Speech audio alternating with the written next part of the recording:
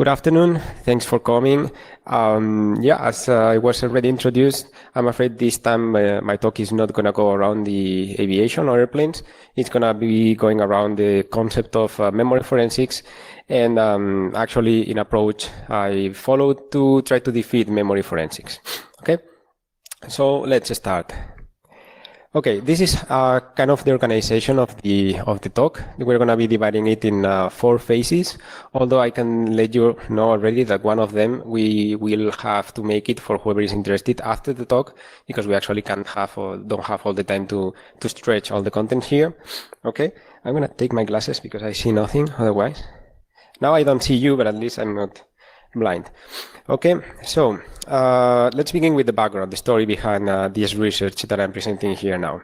Okay, long story short, this research began in January 2016 when a friend of mine and organizer of another security conference in Finland called T2 threw me a challenge. Okay, he already knew that I'm quite keen on developing my own offensive security tools for purely research purposes, while he is actually quite focused on the defensive part of it, so forensics analysis, and especially he is quite keen on the memory forensics analysis discipline. So he told me if I could try to find a way to make my offensive security tools bulletproof against his memory forensic skills and techniques. And hence I had 1 year to try to defeat or win that challenge. Okay, and the result of that challenge is what we are going to be explaining here, but not just the results of the research. I'm going to also explain a little bit the process on how I decided to approach this research. Okay, so the first thing I had to do after accepting the challenge, because I had to accept the challenge, there is no other option, okay, was to kind of train myself, okay? Because the first thing you gotta do is to get familiar with the field you are gonna be targeting. In this case, memory forensics, right? So you have to know yourself. In this case, I was aware of my own knowledge and skills in the offensive security field, let's say. But even though I was aware of the high skills of my friend, not during this challenge, but well, still friend, on memory forensics, I was also aware of my lack of expertise in that field, right? So the first thing I had to do was to increase my knowledge in memory forensics. Otherwise, it would be hard to defeat them. So, first step, ask for help, okay? So I just asked for help to the people I knew. I happened to know that are somehow familiar with the field, memory forensics. First and foremost, of course, my challenger, Tommy. And the guy in the middle is the author of a reverse engineering framework, but also memory forensics or forensics tool, Radare 2, and many other people, right? So I gathered some information from them and tips and recommendations, and one of them was obviously to actually read this book, okay? It's like the book of memory forensics, because it's really good, because it's a kind of mandatory read, and also because it's the only one. Okay, so I got this book and I started to read about the art of memory forensics, like welcome to the wonderful world of memory forensics. So just start to read and you say, okay, forensics 101. Okay, so starting now I'm going to call it MEM6 because I like to shorten words. And looks like MEM6 is like the part of the digital forensics discipline that it's focusing specifically on the analysis of volatile data. That has some advantages over disk forensics, over network forensics. It has some drawbacks. It's a complex discipline, complicated, a lot of theory. And then after reading and reading and reading, I realized that, okay, I had to stop, okay, take a step back and realize, okay, maybe that's not the best approach. Okay, now we get more people. Welcome. So let's analyze. The discipline is called memory forensics, meaning that it's the process, the art, the discipline, the science of applying forensic techniques to memory. Okay, great. Something I realized while reading that book is that actually I had a problem on the root of my knowledge, is that I actually had not such a good knowledge on memory itself, right? So before even I targeted the forensics part of it, I had to increase a lot, badly, my knowledge on memory management. Okay, of course, the problem was, but which memory? Okay, Windows, Linux, OS X, iOS, Android, QNX. There are so many platforms over there, and all of them have different, slightly or massively different memory management architecture and processes that I had to decide for one, right? So I came back to my challenger, I asked him, and he decided that I had to target Windows memory forensics. Okay. For some reason, he's one of those persons that I still believe that the important information in this world is stored in Windows machines. So I had to target Windows. Not my favorite platform, but hey, we can do that. So let's go and go deeper into the memory and memory management. Okay.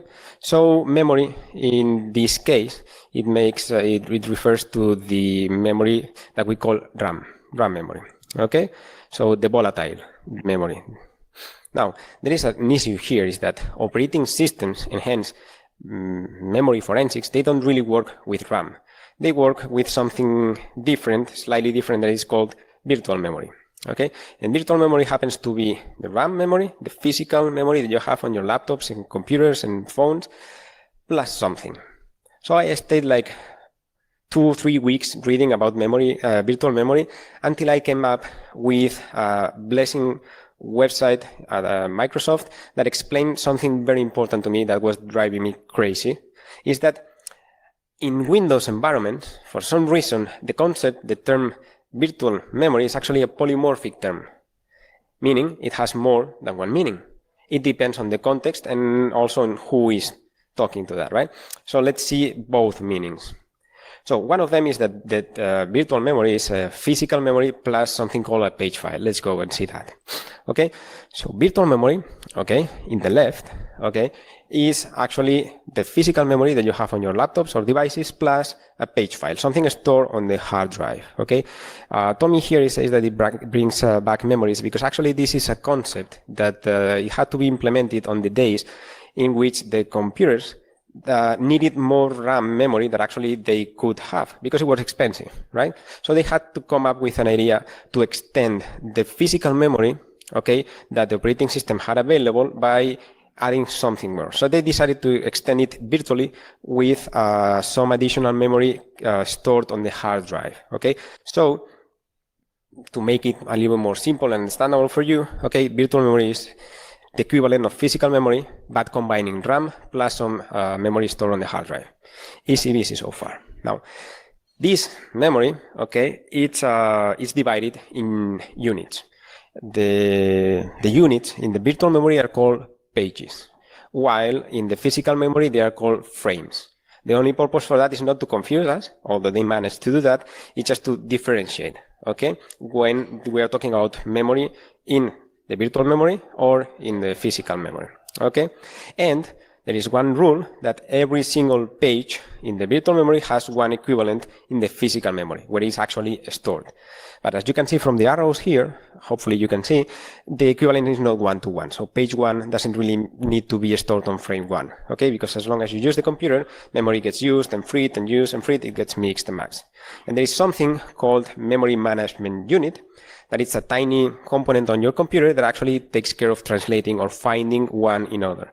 So if the operating system needs to find where the page 3 is located, it's going to ask the MMU and it's going to say it's stored on frame 2 that happens to be on the hard drive or could be on the RAM. And it's going to actually be changing constantly, right? Now, if it's going to make it easier for you, and it certainly does for me, you can consider pages and frames just like any other unit of memory, like bytes, bits, megabytes, these kind of things, right? It's just a random unit. So you can say how many memory is being used on for a certain process. Okay. Now, and that's what gets a little bit more complicated. Virtual memory, it's also known or understood as the collection of pages, that we already know what is that, okay, scattered in memory of a process working set. Wow, that's like a lot of information. No worries, we're going to see that now. Okay, let's explain the other concept.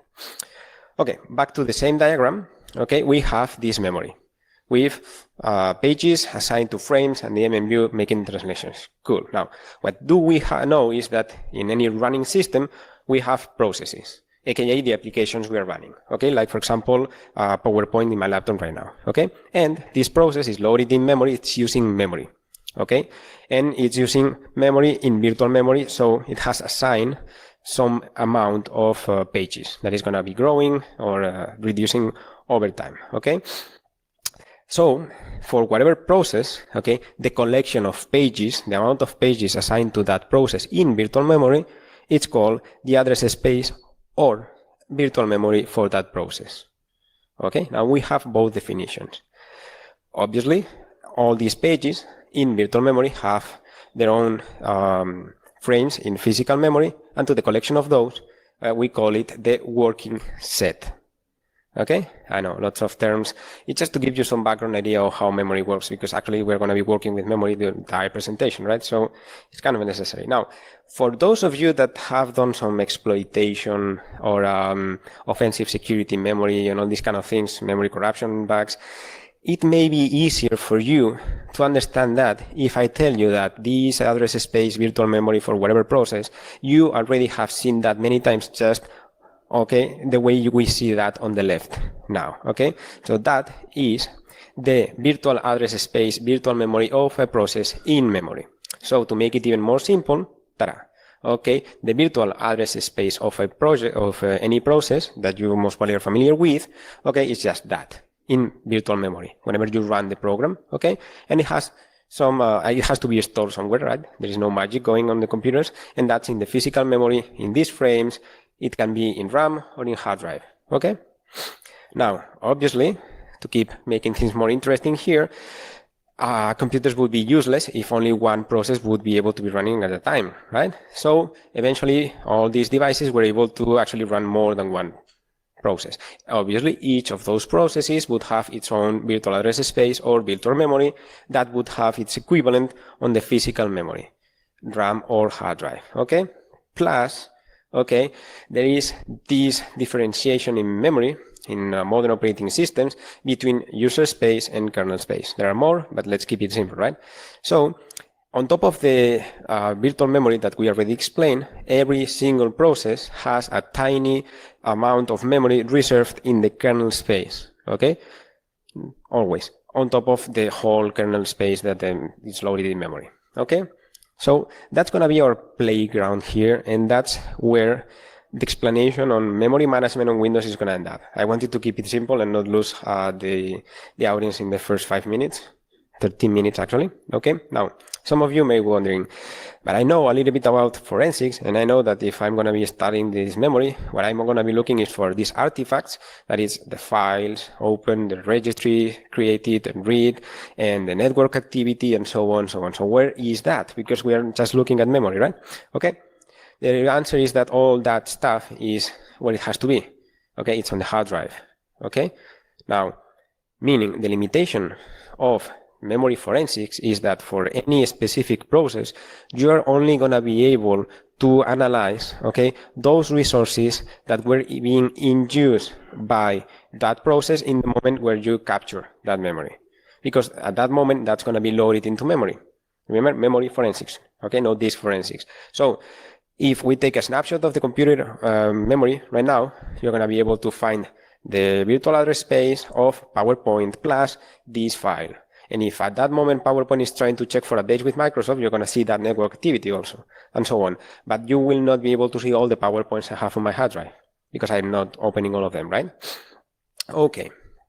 So far, that's the part about memory management on Windows. Now I'm going to go a little bit for the forensics. So I created like gazillion different versions of the slides trying to explain forensics, okay? And I realized none of them actually work because it's a huge, massive field, okay, with many, many different types of techniques and concepts and tools. And it was impossible to put that in a single slide deck, okay? So let me try to give you an example. And then we can see after the talk a little bit more hands-on approach on how to actually perform memory forensics. We'll see that later, okay? So let's say that when you receive, as a memory forensics analyst, the memory dump of a machine, okay? It's like one of those, I don't know if you can see that on the bottom left, okay? It's one of those games where you start the game and you just see a black screen and a tiny light area where your character is, and they call the rest the fog world, okay? And you have to move around to kind of discover the map.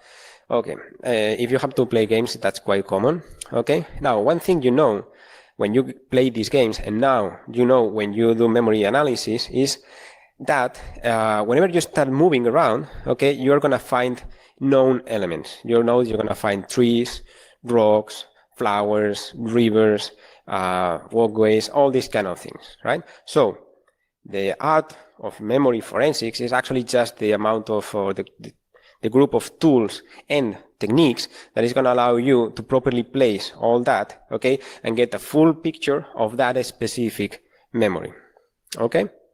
I know it's far from technical, but well, it's already 15 minutes and we just started with the training part of the talk, right? We're here to talk about defeating memory forensics and we just start looking at that, okay? So that's going to be it for the theory of the talk, okay? Obviously, being that a challenge, okay, at some point the challenge had to occur, okay? That was, remember, a challenge that was thrown to me by this guy, okay? So on that first presentation I made of this research, at this point, okay, well, the challenge had to be placed. So what were the rules and the conditions for the challenge, okay? There were two representatives on the stage, okay? One would be the Spanish team, that would be me, that would be the offensive guy. And on the other side, we'll have the Finnish team, that's from Finland, that will be Tommy, that you saw over there, okay? Now, the goal for the Spanish team would be to avoid the detection of my implant, okay, by the Finnish team, while the Finnish team goal would be to detect my implant in a memory dump using memory forensic techniques. Now, the target had to be also agreed, right? Okay, we agreed that the target would be a Windows 10, okay, machine infected. Now, to make it a little bit more easy for them, not that much for me, we also agreed that the machine would have to be infected with a very specific implant, a Meterpreter by Metasploit framework, one of the easiest implants to detect by memory forensics out there, okay? So my goal was not to hide one of my own developments and tools, that would be advantage, but to hide something well-known and well-known to be easy to detect. Okay? Obviously, we needed a referee because, well, that's a challenge and we are all going to be cheating. Not the Finnish, but I'm Spanish, so I'm going to be cheating, okay? Yeah, let's be honest. So that was the guy. That was a well-known memory forensics analyst, expert, also one of the guys I was asking about in one of the previous slides, and he would be the one taking care of the of making sure that everything was in place. Okay, and well, that's the sentence he told about me when I explained how I defeated this. Okay, and obviously, as any other challenge, there must be rules. Okay, now. At some point, the challenge took place, okay? And at some point, we had to decide if I had been beaten or if he had been instead, okay? Well, obviously, we don't have time here to actually make the challenge happen, but let me explain something that I can show in the after talk. One thing what I was considering for the challenge, okay, for this guy to come into the stage, take control of the machine and do a live memory forensics analysis of that machine would be that in the end for the attendees, that would be a black screen with a terminal and a lot of commands and letters and text going up and down, and everybody would be, you know, like him, like falling asleep, right? So that was not, yeah, I don't know. I don't have glasses, but I can show you. Okay, so that was not a good idea. So I decided I needed a graphical user interface, something to make it more visual for the attendees. And there happened to be some user interfaces for volatility, recall, these memory forensic tools, but they are web-based, and in the end it's just the same, but inside a web browser. So point was defeated, right? So what I did instead was to develop my own GUI, graphical user interface, with a twist. Let me show you this if I can manage, okay? This is the one of the live demos of this. Okay, sorry, give me a second, let me see. Can you hear me? Where are you? Here. Okay, this is a virtual machine, okay? Ubuntu virtual machine, because it stopped working, obviously, shortly before the presentation. Okay, so what I did is, instead of creating a graphical user interface, I decided to change the meaning of the G. Instead of a graphical user interface, I created a game user interface. So I created something that I called Memsic Mansion. It's a reference to an old game that I like to play. Okay, so what I created is this. Let me press that. So this is the map of the game. Okay, that's where our player starts in here. Okay, the numbers are the locations for the hosts, the people in that mansion here. Okay, and what you are seeing here is a visual representation of the memory layout of a Windows machine. Actually, the user space. The kernel space is the basement, and it's like the hidden part of the game, right? In order to be able to go down to the kernel space, you have to find your way in. Okay, so each of these rooms, okay, that has a number, okay, it's hosting a guest of that house, while in the one over here, we have the common area. So in here, you have dynamically created a different guest, one for each of the common processes of a normally running Windows machine. Okay, there is a plugin for volatility that you execute. It's going to tell you the common processes that are always found by default in any running Windows machine. All those are going to be there, while the non-common ones are all going to be hosted in their own specific rooms. Okay, and you're like kind of a detective moving around. Okay, and you have to query the different guests on the party, okay, and try to figure out who steals something. So you have to find your way, you have to find the guest, okay? Let me see. Yeah, so you move here, okay, and I think this is the butler. This is going to be the guy that is going to be helping you, okay?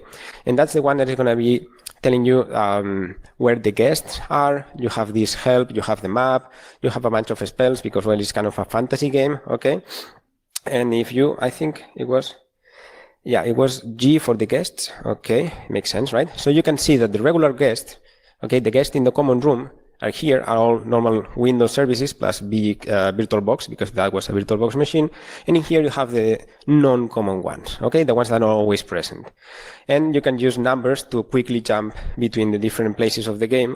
So instead of watching somebody typing, you don't want to spend the whole hour watching somebody walking around in a game, right? Okay, so that was the game. That's something I can show you after the talk, but we don't have time in here. And that's what we use to show the people how to perform a memory forensics in a more visual way, okay, and a little bit more fun. Okay, that's the reason the other guy called me lunatic. Okay, so let me go back to the slides and we continue, okay? Just 1 second. We're actually quite good of time. Maybe I have time after the talk to show it around, okay? Let's see. Okay. So, put that back in here.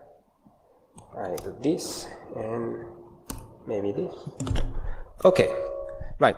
So, in a normal presentation like this one, but taking 2 hours instead of 1, at this moment, the guy would have done the analysis of the platform, and we would have seen if he managed or not to find it. And in any case, now comes the God mode, like in a good game, right? Being Spanish, you cheat, you find the God mode, and then you see how it's working inside, right? I don't know if there is a Spanish guy here or he has dealt with Spanish in before and he completely agrees with me. Most probably the second, yeah. Okay, so for your information, by the way, Tommy, he couldn't make it, health issues, to that challenge. Well, he says health issues. I said that he was scared. So instead of him, the referee actually was performing the analysis for 2 weeks before the conference, okay? And live on the stage, I called him and asked him if he had managed to find the implant or not. The answer was yes. And I told him, but you found both of them or just one? And he said, just one. And you didn't find it because I actually placed one normal interpreter. So you could see something here, but not the hidden one, okay? So let's go to the God mode, okay? Yep. So when I was, after studying a little bit memory and memory forensics, I was trying to decide how to do that, okay? I kind of imposed myself a bunch of requirements, okay? Whatever solution or approach I decided to follow had to require no deep operating system, whatever memory skills. Okay? Whatever the solution would require no deep memory forensic skills. And whatever the solution had to be multi-platform, because I don't work much if I can work less. Okay, so if you do it well. Now, why of these requirements? Obviously, if I try to defeat that by using deep memory or memory forensics skills, I would try to play this game in my opponent's terrain, his area of expertise. That's not going to work, because I mean, I've been studying that for, I don't know, 6 months by that time, and he had been 6 years, 10 years, whatever. He's always going to know more than me about memory and memory forensics, right? Not good. So instead of that, I had to find a different way. So what way? Do we avoid the presence detection? So you compromise the machine, you do absolutely nothing to make anybody suspicious that you are there, so nobody's going to be looking for you, and then you're hidden. Kind of makes sense. I have a problem. That was a challenge in which I had to provide the memory dump. So already the suspicious was there, right? So not really going to work, at least for the challenge. Avoid the acquisition. What does it mean? It means that most of the time, the analysis of the memory of a suspicious machine is not performed live.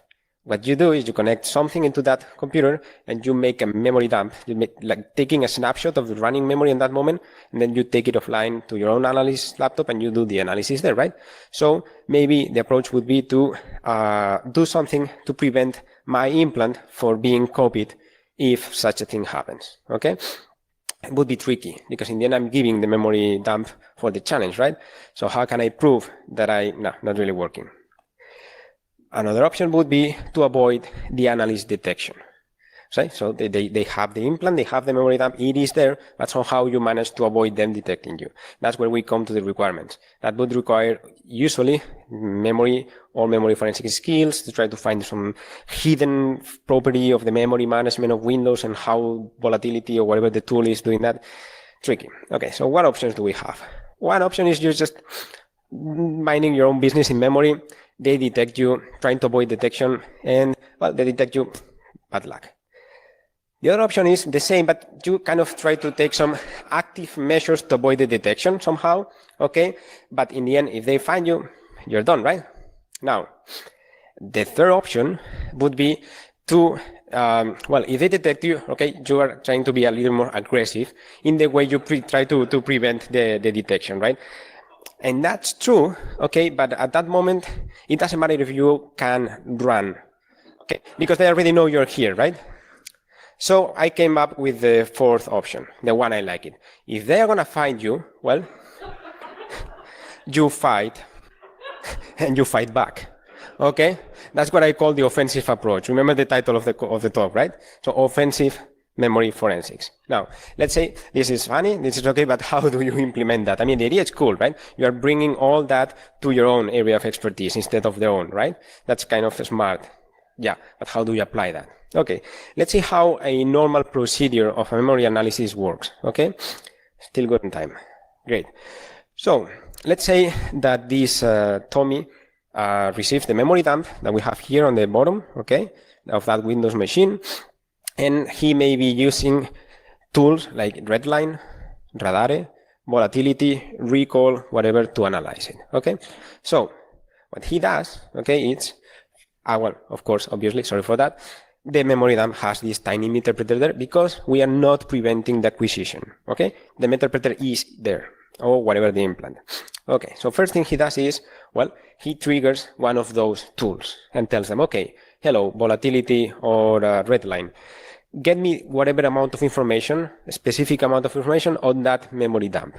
Okay, so in the case of volatility or recall, you're executing a plugin. Each plugin is a specific action, and to request for something. Like, for example, I have this anonymous memory dump. Tell me what platform it came from. Is that Windows? Is it Linux? It's OS X? Whatever. So obviously, the plugin is going to go to volatility. That is going to go to Python, and whatever the tool is going to end up querying, reading, analyzing something from the memory dump. Okay, now that information is going to go back to the tool that in turn is going to end up being presented to Tommy. Okay, that's pretty much how it works. Okay, now it's his job and expertise and skills to properly analyze the information that he receives and follow the rules and the clues and try to find whatever is on memory. Okay, now what if on top of Meterpreter, okay, you add something else on that memory dump? not on the memory dump itself, right? But on the compromised machine, so it's going to end up in the memory dump, okay?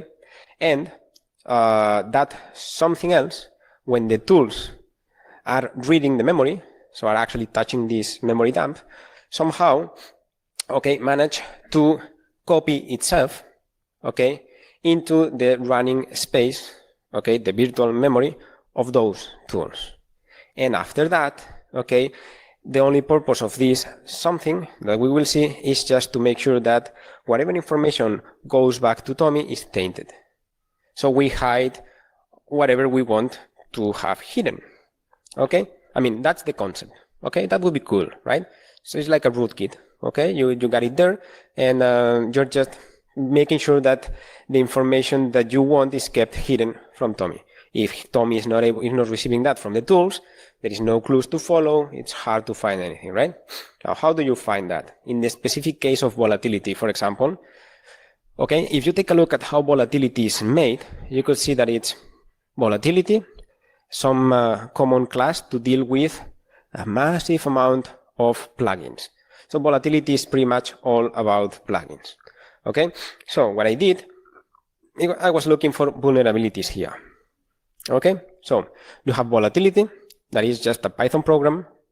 You have the plugin that you are actually executing, okay, that it's programmed in Python, so you are executing Python, that most commonly, 99% of the time, is using some Python modules, usually developed by some third parties. So volatility may be properly coded and audited.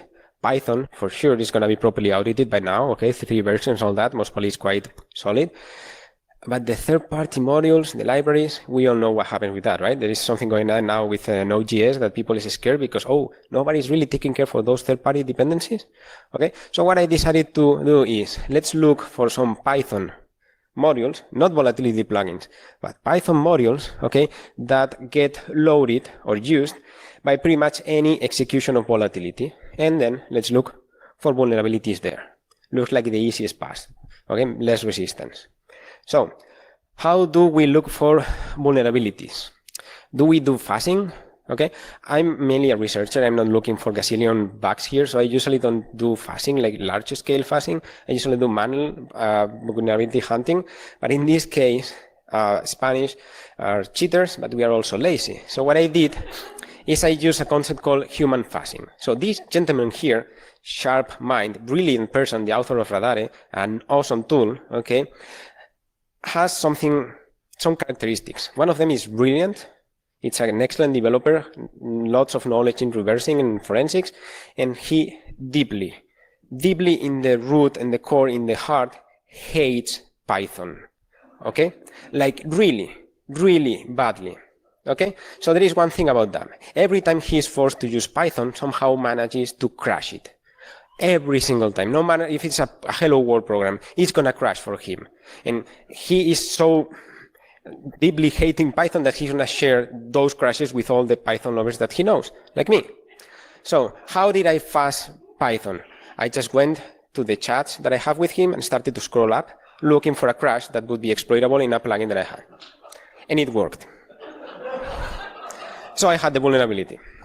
Thanks, Pancake. Okay, so now we have the vulnerability. That's good. Okay, so now let's recap, okay, a little bit. So what we have is a Windows 10 memory dump with a meterpreter and something that has my tiny face there, that at some point is going to be moved or copied into a memory dump because somebody is suspecting that there is something wrong with the machine, right? And at some point, volatility, in this case, we will expand later, okay, is going to be analyzing this memory dump, and by somehow using or abusing that vulnerability, we are going to manage to move this whatever into the running address space, the running process of Python, okay, and it's going to turn itself into, it's going to activate itself, and it's going to turn that into some kind of in-memory rootkit, okay. So in the end, the approach I decided to follow at concept level is to weaponize a memory dump, okay, to use the memory dump to actually attack the analyst, okay. Obviously, this is all fancy, okay, but this is only, well, so how do you do that? Okay, Well, this we are talking now is Windows as a target virtual machine, right? And we have to use Meterpreter. So it's going to be Meterpreter for Windows. Okay, now we do know, or I can let you know now, that Meterpreter has this ability that once in memory, it's going to allow you to upload into memory of whatever compromised machine a random DLL that you have coded to expand the capabilities. Okay, so what I decided to do is to code a DLL, okay, that is going to be uploaded into Meterpreter after any compromise. Okay, now that DLL is going to be there, sitting, floating in memory, send mode, doing nothing, minding its own business, but it's going to have a trigger. Okay, and that trigger, when it executes, is going to execute an exploit. Okay, that then is going to execute some code that is going to be a rootkit running in memory, whose only purpose is going to be to hide the presence of Meterpreter from, in this case, let's say, volatility. Okay, easy busy as a concept. The idea is still easy. Okay, now remember what I said about being lazy. If I do it once, I do it properly. Okay, the thing is, well, if I do that, I do it for Windows, for OS X, and for Linux. Why? Well, because I never knew in advance if, when the moment of the challenge comes, Tommy is going to be using a OS X machine, a Windows machine, or a Linux machine to perform the analysis. So whatever exploit I code, okay, has to be able to run on all three platforms. So I have to create three DLLs. One that is going to trigger the exploit if the analysis is happening on Windows, another one on OS X, another one on Linux. Wow, that's a lot of DLLs. Because then, if you know a little bit about exploitation, you know that you have to take care of something about architecture. Is that going to be a 32? It's going to be a 64? Oof, it gets complicated. So what if, instead, what we do is we create one single DLL, okay, with one single trigger, because the vulnerability is going to be common, okay, with one single exploit that is going to be running or be able to work on all the platforms, and then it's going to execute the rootkit that is going to be working on all the platforms in every single architecture, okay? Not 16, okay? Okay, that's what I had to do, with one final twist. Okay, I'm going to give that guy the virtual machine for 2 weeks. Is he going to be using volatility? Most probably. Is he going to be using only volatility? Most probably not. He's going to be using as many tools as he can use. So whatever the exploit I create, it has to be one exploit for volatility, another one for recall, another one for Raylan, as many tools as I can think of. Now, the good news, it was extremely easy to find vulnerabilities on this memory forensic software, or forensic software in general. Okay? Why? As it happens so often, even in 2018, almost 19 nowadays, for some reason, defensive security software, the appliances that the people develop to protect something, they feel themselves immune to attacks. So they don't care about the security of their own platform. Okay, so it was easy to. Now, let's go a little bit technical, but not too much. Okay, this is not the goal of this talk. So, the first thing to make it happen would be to detect the architecture. Okay, so once the exploit is triggered, you are able to execute a bunch of bytes here and there.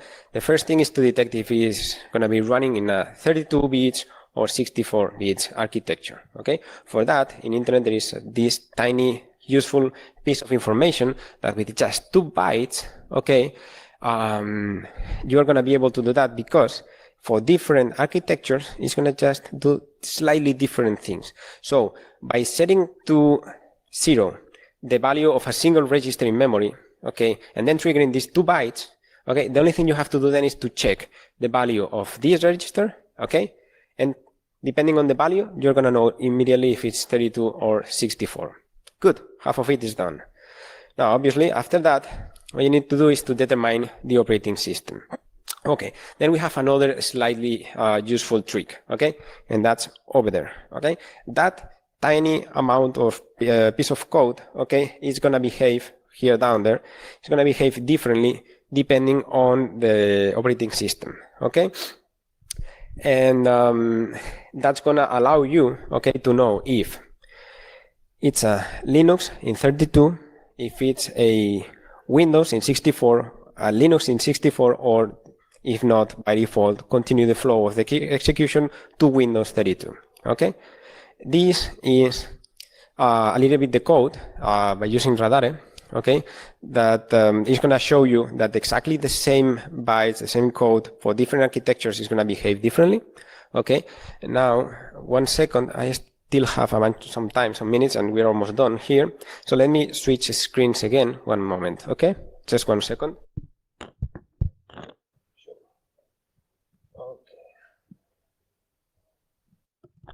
Ooh, that's a terminal. Okay, so what I did is I just put in a tiny binary, okay, this very same code. So we are opening that with Radare. Oh, let me try to increase the size of the font. Moment. Let me see if I can do that here. Make text bigger and make text bigger. Okay, and one more time. Okay, now, so the first thing we're going to do after opening this with Radare, that it's like so much intimidating tool, is tell them to analyze the binary. Ta-da, that's it. And now we're going to tell him to show it in a more friendly way. That's the graph view, okay? It's not really that useful because it's a big graph, so we're going to be using the zoom out functionality. Sorry. Okay, there we are. Here it is. So we only have the basic blocks here, the diagram, the tree graph of the execution of the program. No need to see the actual code. It's the one I already saw on the slides, okay? And you just have here that it's an elimination process, okay? You first determine the architecture. Based on the architecture, you do another test.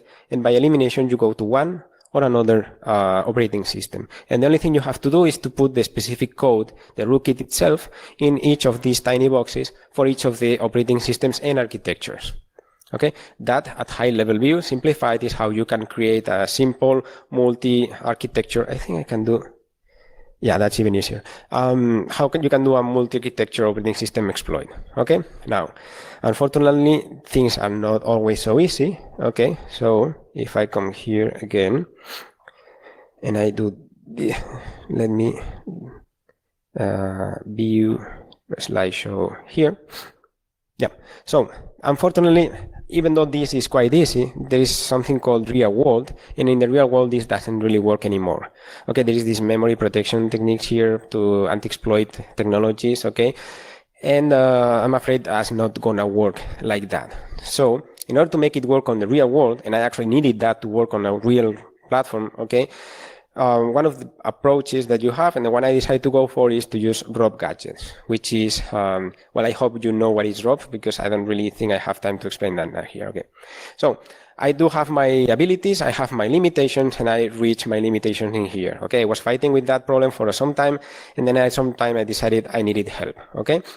And then this guy here, is one of the most fast and brilliant reversers and exploiters I've known, but likes to be a little bit hidden, right? He's going to make a presentation hopefully soon. Look for it. But then I just decided to ask him for help. And he kind of sent me, in 5 minutes, a drawing of a concept in a kind of, piece of paper that he just happened to have in, I don't know. And he came just asking me a question. It's like, is the size of the vulnerable buffer different for each platform? I went, I check, I say yes, and say, okay, what if you do that? What he recommended me to do was the following. Okay, now, this thing in blue here is the size of the buffer that you have to fill up to trigger the exploit. Okay, basic memory corruption. Okay, now, the size is different, meaning that if you execute the exploit in OS X, okay, you have to make sure to have the address of the first execution part in here, while if it's in Windows, it's going to be there, and on Linux, it's going to be there. It's a little bit simplified, but they are different. Okay? So what he told me is, okay, then why don't you just put different drop chains in different locations of the file, different offsets, okay? And then based on that knowledge, you can control the flow of the execution once we use these previous tiny pieces of code, okay? So to make it a little bit more visual, okay? So you trigger the exploit, okay? It happens to be on OS X. So in OS X, you fill all that, and whenever the program is regaining the execution, it's going to read this address. So in this address, you just increase the address, okay, of the execution to by a known offset where you already know that you have stored the over there the OSX route chain. And it's just going to jump there and execute the OSX specific rootkit. While if it's just a Linux, okay, it's going to do the same here. And if it's Windows, it's going to fall directly in the Windows route chain. You just need to arrange that. Okay, it requires a lot of work, okay, because the memory is not always so predictable, but the basic concept would be like that, okay? And finally, okay, almost on time. And what now? You manage to get that, okay? In real world, well, the post-exploitation would be quite straightforward. Let's remember this was for a challenge, okay? So what I decided to do to make it a little more interesting is, obviously what I'm going to be doing is to hide the presence of Meterpreter in that memory dump from the analyst, okay? But I'm going to include a counter, okay, in the execution of that with persistence, okay? So I can know how many times the memory is being read, okay? And whenever the counter reaches some specific amount, then at that point, we're going to just remove the implant, okay? So we are giving some chances to the analyst to actually be able to figure out what's going on in here, right?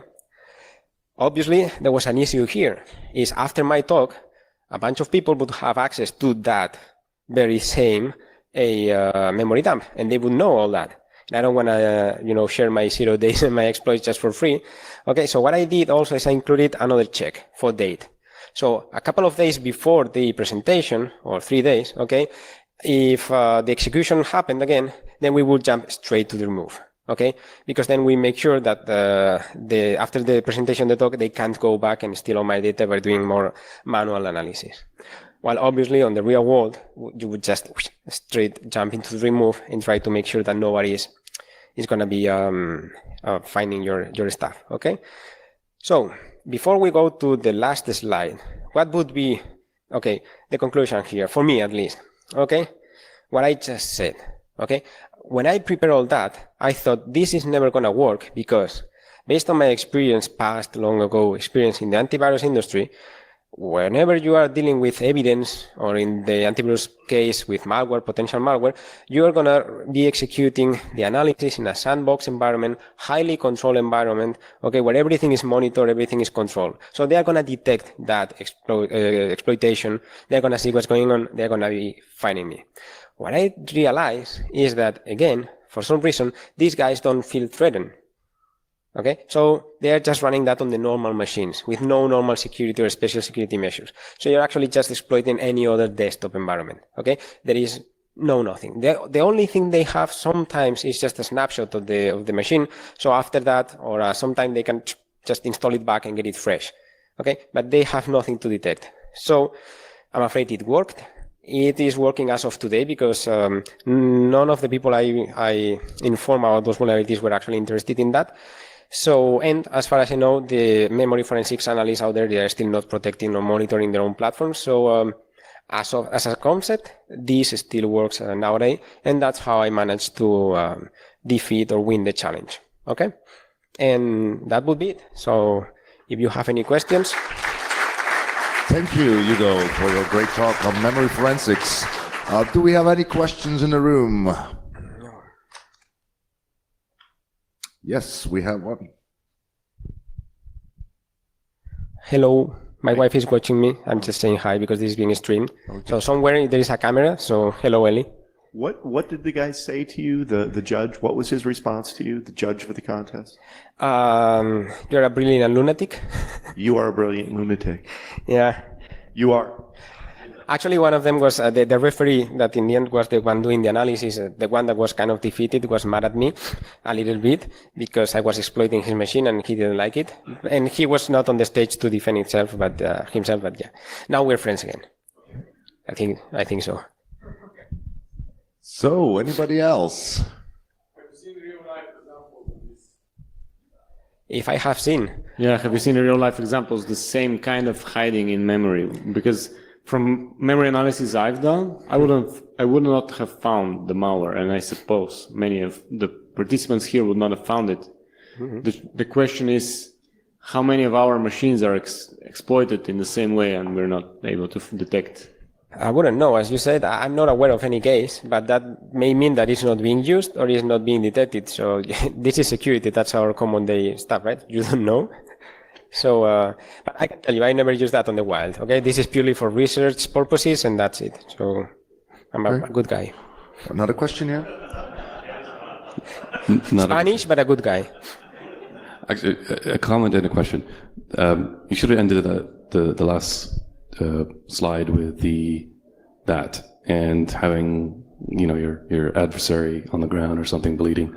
That should have been the cool closing slide. I'm just saying that if for the video, for the Street Fighter, you should have had your adversary on the ground bleeding or something. No need for that. But the question I have, so you mentioned a lot of the automation, the memory forensics automation to like radar and volatility. What happened if someone just cracked it open in WinDBG and just did it manually?